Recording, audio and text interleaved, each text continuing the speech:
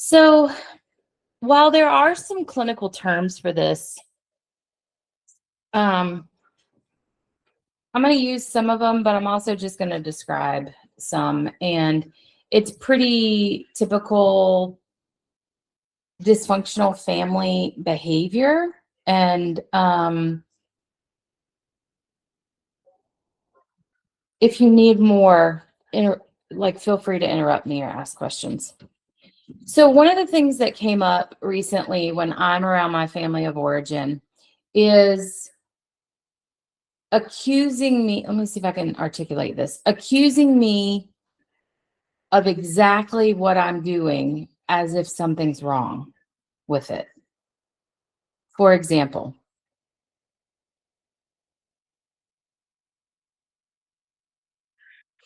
well, you just don't want to be around me anymore. You just don't want to spend time with me. I guess you don't like me as much as you used to. Yeah.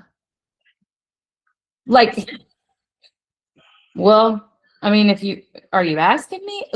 It's called gaslighting in many ways. If you follow Gottman or that modality, it's typically gaslighting can be used by anyone, and it's also a type of weaponizing. If you've done group with me or you've done guidelines with us, we call that weaponizing, but Gottman refers to it in many clinical terms in books refer to it as gaslighting. But it is this idea that what I'm doing for some reason is wrong and it's accusing me of it. And rather than many times in my experience and in my life, rather than me going, yeah, I no, and all of a sudden I'm fixing them before I even, or trying to, before I even realize what's happening. The level of intimacy in a family system is so dysfunctional that truth telling isn't happening. And truth is what's being weaponized. It's like, some of my peeps right here tonight. Yes. It's like, yeah, motherfucker. Exactly. And my recovery says, maybe not say it that way, Em. But like that's what real me is thinking in my head. Because I have this ability, humans have this ability to do this pendulum swing, right? And I'm trying to land somewhere in the middle. But this idea that if I were to reflect back to you why I'm doing all that I'm doing, you're not going to agree with it anyway. That's my assumption. That's my assumption. And what I'm aware of for me personally in the situation that I'm referring to is I'm talking to someone with no recovery. And while that is a judgment, it's also a fact. And I have engaged, this is, I know I don't need to say this, but for some reason I want to caveat it. This is not Amber the therapist. This is Amber the fellow traveler. I've engaged in this type of relationship enough that it's exhausting to me. And I don't have extra energy to use in those relationships. And I know that sounds bougie and snobbish. I judge myself as I'm being so bougie or snobbish when I say that, but I literally really don't have that energy to give. And I don't want to feel bad about it. I want to be able to acknowledge if I were talking to this person's highest self, I would absolutely be willing to say, unfortunately, yes, that is how I feel. And I hate admitting it. And I make up that it's really hurtful. That's absolutely something I would say because I would be in a relationship that would honor truth, meaning both people want to hear the truth. Whereas when there is this level of dysfunction and toxicity, there isn't this is where I end and the next person begins. lack of personal space, lack of boundaries, emotional boundaries with self and with others, it somehow gets so jacked up and weaponized that I'm then in this place of, if I tell you the truth, it's going to hurt you. If I engage in this conversation, I'm going to shrink because then I'm going to feel like I need to prove it to you. You're not, this person isn't going to agree with it. And so this is how quick it goes in my head. Like, how am I going to engage in this? Fortunately, I'm very proud that I don't go into the no anymore. And similarly, for me, if you're thinking of being on the red or victim, rescue, or perpetrator Cartmans, for me personally, if I go victim, if I don't want to go victim, I also don't want to go perpetrator. It is not me.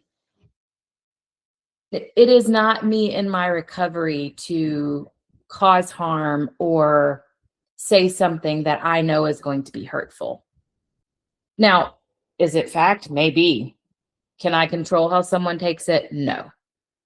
But the reality is, in that moment and in that situation, I'm doing the best I can to make the best decision for me. Because I don't have any fucking control over the other person. I don't know what lens they're in today. I don't know what capacity they have today. I don't know how they're seeing me today. Maybe they're loving today. Maybe they're judgmental today. I can't think of all those things because all I can think of is, how am I going to interact right now in this moment? And what I can say is, truth telling in its simplest form, honesty, doesn't have to be extensive. It can be, yeah. Like, I don't have to use any filler words, right? Kind of like, no. And not filling that with a need to explain. If someone were to say, you don't love me anymore because I used too much or I broke too many promises. Yeah. Like, the moment of the pause to be able to say, yeah. And I just want to invite you to experience my reaction in both of those ways. Well, yeah. Or, yeah. That's coming from two different places of intention. One is, I want to reflect back what your pathology is trying to do to me in this moment, and it's pissing me off. And the second one is, you're right, and I don't know that you want to hear that. But I don't have any control over it. It's factual. So I notice my emotion comes into play, shockingly, when someone's trying to control how I feel. Don't tell me how I feel. Don't tell me if I love you or I don't love you. Don't tell me if I like you or I don't like you. If you're asking me, then that's a different conversation. But this assumption and this projection of telling me, well, you don't love me anymore. Yeah, don't do that. Mm-mm. Offering that I do have, and it's been a while since I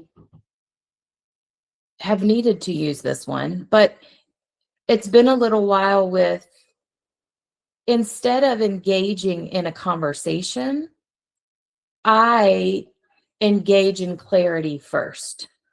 And so my pause is to get me clear on, what did I just hear? Because sometimes I got no capacity and I don't want to react. And so what that might look like is, are you giving me a guilt trip or are you asking me a question? Because I can't tell what's happening. Not am being a smartass, like truly going for clarity.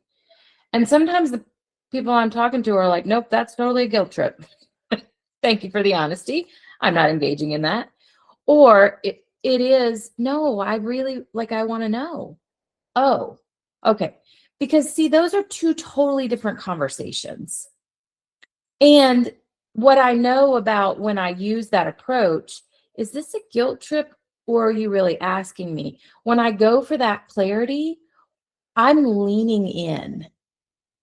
Like, I'm not becoming emotional. I'm not being reactive. I'm not meeting energy with that energy. I'm staying in my hula hoop and I'm taking care of me and me with clarity or curiosity. So so what are you asking me? Or what are you telling me?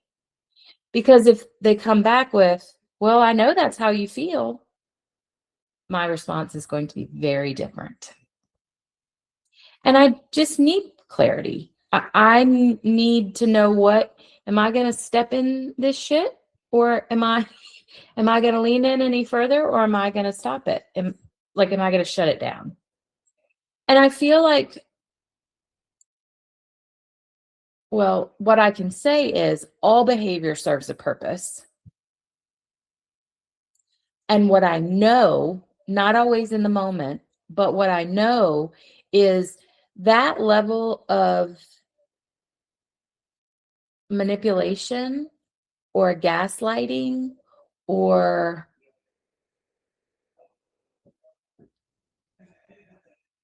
codependent activity is trying to fill a need. The person who's doing who is engaging with me in that way doesn't have any other tool to be able to verbalize whatever it is they're trying to verbalize. Does that make sense? It's in the moment, I can't access that all the time. And what I know is that's what's happening.